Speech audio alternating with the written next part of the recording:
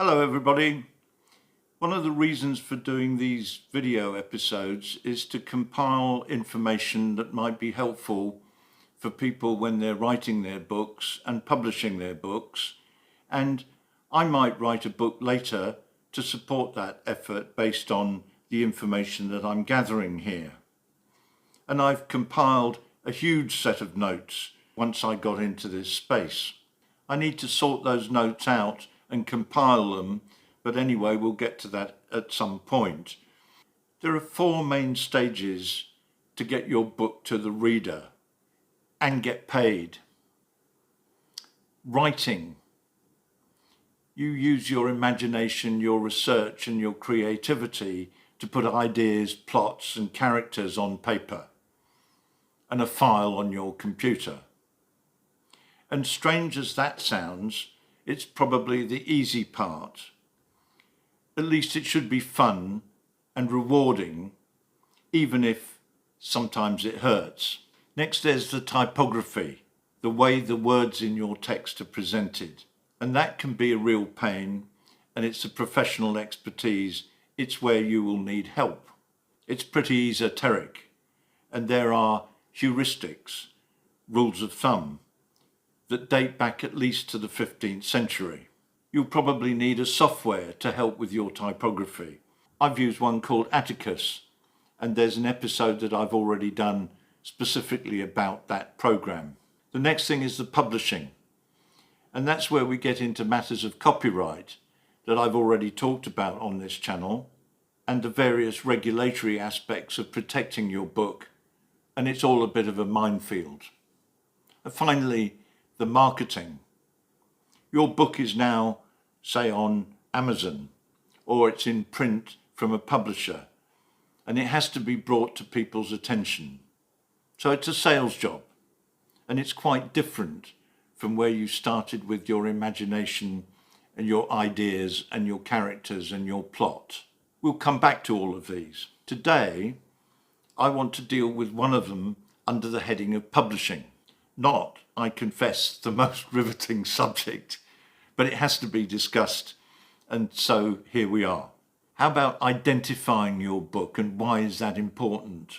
How many of you have come across the International Standard Book Number? You've all seen something like this. The ISBN usually appears in tiny lettering on the book's first page with a lot of other information related to the publishing. And I'll do a separate episode about that page, but let's now focus on the ISBN.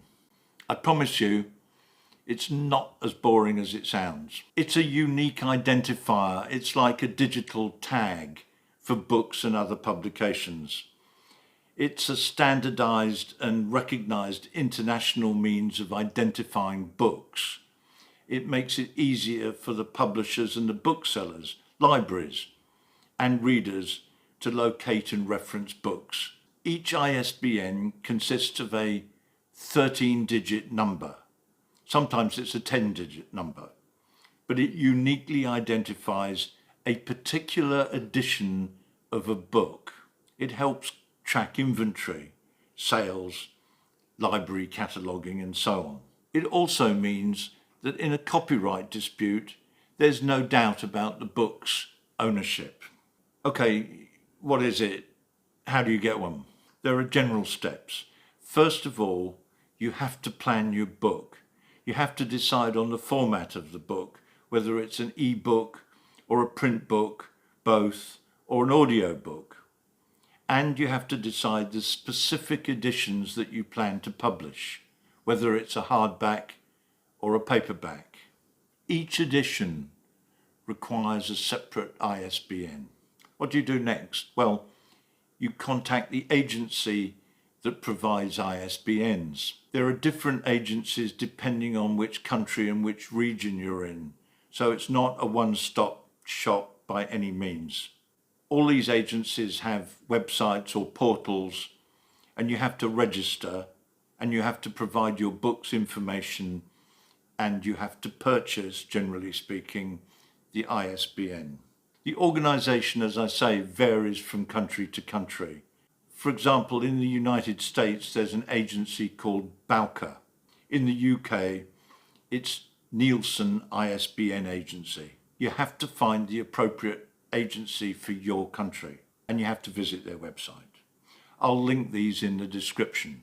Next, you have to register your account. You create an account in the ISBN agency's website, and that allows you to manage your ISBN numbers and your associated book information.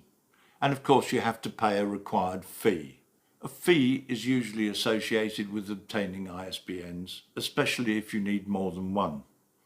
And the cost varies with your location and the number of ISBNs you're purchasing. In Thailand, we're lucky. The National Library of Thailand issues ISBN for free, but in other locations, you have to pay. And a single ISBN probably costs $25, again, depending on where you are. You get your ISBN once you've provided your book information and paid your fee, and the agency will assign you the numbers which you can download and then incorporate the ISBN in your book.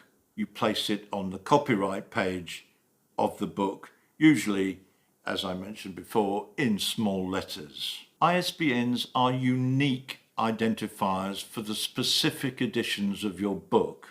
If you release the book in different formats, that is, you have a print book or an e-book, each format has to have its own ISBN. And if you make significant changes in the content of your book, a new ISBN is necessary to reflect the updated edition. It can be a real nuisance. The rule is try not to alter the substantial content of your book or change the page length without applying for a new ISBN. And of course, if you're paying fees for this, it's likely to get expensive if you keep chopping and changing. If only it were all that simple. It can be, again, because we're lucky in Thailand, and remember, we get an international identifier here, as you will from your region or country, because the National Library here is flexible and helpful. However, there are options to consider. Various options for obtaining ISBNs depend on your location and your publishing needs. And here are the common ones. We've just talked about the official ISBN agency, and really that's the preferred option. But you can buy ISBN in bulk. If you're a publisher or a self-publisher planning to release multiple editions and copies, you might consider buying ISBN in bulk. It can be cost-effective and probably most helpful for a small independent publisher. If you're buying 10 or more ISBN, the cost could range from about $1 to $10 per number. Again, I keep saying, depends on your location and what are your plans, whether you're going to release multiple titles or not. You can get ISBN through publishing services or platforms like Amazon or Ingram's Park. They offer ISBN as part of their packages, but they can add a lot to the price. So depending on what services you're getting, what other services you're getting from these platforms, it can be anything up to $500. I'd be very cautious about this option. It could result in the ISBN being registered under the service provider's name rather than your own. And that affects your book's ownership and distribution rights. And you don't want to get into those kind of disputes. There are other folk you can buy ISBN from, resellers. Some third-party companies buy ISBNs and then resell them to people like yourself. I would avoid them like the plague. I think you need to be very careful and at least check. And the cost can be $50 per ISBN, so I don't think it's worth it. Another alternative, there are ISBN generators. They seem to be a low-cost option, but they may not be recognised by the distributors or by libraries or other industry partners. So I would not use an ISBN generator, even if it sounds like a cost-effective option. I recommend you getting ISBN from the authorised agencies and ensure your book is properly identified, registered and recognised within the publishing industry. Are we done? Not quite. Bear with me. A swift word about another number you might see on a book or you may want to have in your book. The Library of Congress Control Number, or LCCN. It's a unique identifier for the Library of Congress of the United States. It's used in cataloguing books, so its principal help is for libraries who generally would like to see the Library of Congress number on your book, but it's not mandatory. You don't have to have it on your book, and so far we haven't applied for one. If you apply retroactively to a book that's already out there in the market, you can do that, but you have to send your book to the library, donate your book to the library. As I mentioned, we haven't applied for a Library of Congress number, but it is issued for free, and so we may do in the future, but right now we don't consider it's critical. But don't forget your ISBN.